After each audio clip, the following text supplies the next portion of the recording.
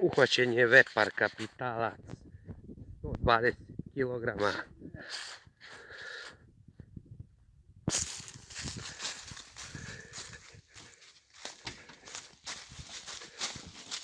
Slobodno ga ubaci u gepek.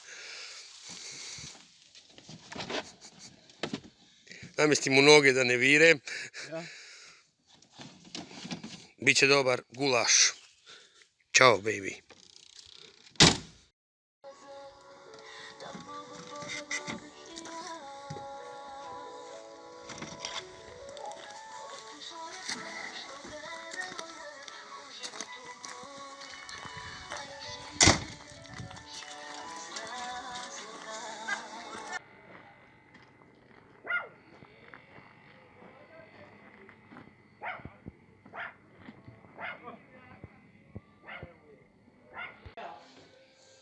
Ti jezda, taj predsjednik.